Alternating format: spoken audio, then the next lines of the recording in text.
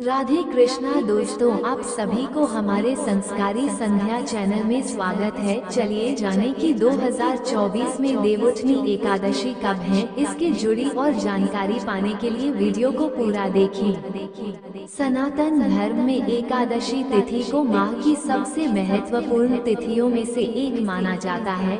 कार्तिक माह में देवउठनी एकादशी व्रत किया जाता है। इस शुभ तिथि पर भगवान विष्णु की उपासना और व्रत करने का विधान है। मान्यता है कि इस व्रत को करने से जातक को सभी कार्यों में सफलता प्राप्त होती है और विष्णु जी प्रसन्न होते हैं। कार्तिक माह के शुक्ल पक्ष की एकादशी को देवउठनी एकादशी व्रत करने का विधान है। इस दिन जगत के पालनहार भगवान विष्णु और मां लक्ष्मी की पूजा अर्चना की जाती है। साथ ही प्रिय चीजों का भोग लगाया जाता है। सभी एकादशी तिथि में से देवउठनी एकादशी को बेहद महत्वपूर्ण माना जाता है। मान्यता है कि इस दिन सच्चे मन से उपासना करने से साधक को विष्णु जी का आशीर्वाद प्राप्त होता है और घर में सुख समृद्धि का भी वास रहता है। क्या आप जानते हैं कि देवउठनी एकादशी का पर्व क्यों मनाया जाता है? अगर नहीं पता तो आइए जानते हैं इसके बारे में। धार्मिक मान्यता है कि कार्तिक माह के शुक्ल पक्ष की एकादशी से भगवान विष्णु 4 महीने के योग निद्रा से जागते हैं। इसलिए इस दिन देवउठनी एकादशी का पर्व मनाया जाता है। इस दिन से शुभ और मांगलिक कार्य शुरू होते हैं। इस शुभ तिथि पर साधक व्रत करते हैं और विधि पूर्वक भगवान विष्णु और मां लक्ष्मी की पूजा अर्चना करते हैं।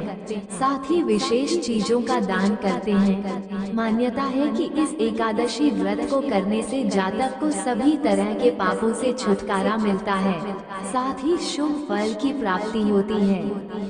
पंचांग के अनुसार कार्तिक माह के शुक्ल पक्ष की एकादशी तिथि की शुरुआत 11 नवंबर को संध्या काल 6:46 पर होगी। वहीं इसका समापन 12 नवंबर को संध्या काल 4:04 पर होगा। इस प्रकार 12 नवंबर को देवउठनी एकादशी है। इसके अगले दिन तुलसी विवाह का पर्व भी मनाया जाएगा। एकादशी व्रत पारण करने का मुहूर्त इस प्रकार है। देवउठनी एकादशी व्रत का पारण 12 नवंबर को सुबह 6:42 से लेकर 8:51 तक है। 1. शिवावास योग कार्तिक माह के शुक्ल पक्ष की एकादशी तिथि को संध्या काल में शिववास योग का निर्माण हो रहा है। इस योग का संयोग संध्या काल 4:05 से बन रहा है। इस योग में भगवान शिव कैलाश पर विराजमान रहेंगे। शिववास योग में लक्ष्मी नारायण जी की पूजा करने से साधक को अक्षय फल की प्राप्ति होगी। 2.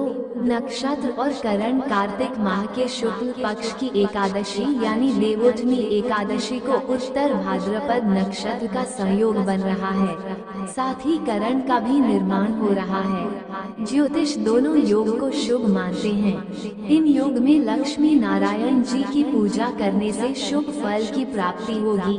साथ ही जीवन में व्याप्त दुखों का नाश होगा। 3. हर्षण योग कार्तिक माह के शुक्ल पक्ष की एकादशी तिथि को हर्षण योग का निर्माण हो रहा है। इस योग का समापन संध्या काल 7:10 पर होगा। हर्षण योग बेहद शुभकारी माना जाता है। इस योग में भगवान विष्णु की पूजा करने से साधक को शुभ फल की प्राप्ति होती है। देवउठनी एकादशी पर कई मंगलकारी शुभ योग बन रहे हैं। इन योग में लक्ष्मी नारायण जी की पूजा करने से साधक की हर मनोकामना पूरी होगी। देवउठनी एकादशी के दिन धान, गेहूं, मक्का, बाजरा, उड़द, गुड़ का दान करना शुभ होता है। इसके अलावा वस्त्र का भी दान किया जाता है। इस एकादशी के दिन सिंघाड़ा, शकरकंदी, गन्ना और सभी मौसमी फलों का दान करना महत्वपूर्ण व लाभकारी माना गया है। इससे भगवान विष्णु प्रसन्न होते हैं और घर में सुख समृद्धि का वास होता।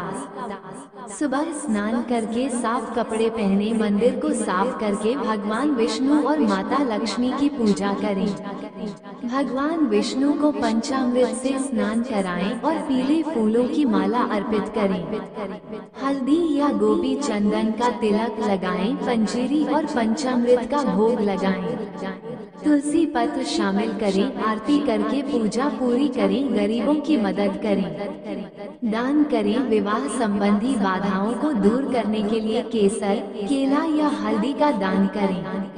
चावल और नमक का सेवन न करें। तामसिक आहार, प्याज, लहसुन, मांस, मदिरा या बासी भोजन न खाएं। किसी के द्वारा दिया गया भोजन न करें। मन में किसी के प्रति विकार न उत्पन्न करें। गोभी, पालक, शलजम आदि का सेवन न करें। बिस्तर पर न सोएं। बाल और नाखून न कटवाएं। कम से कम बोलने की कोशिश करें। मान्यता है कि विष्णु चालीसा का पाठ करने से सुख सौभाग्य में वृद्धि होती है।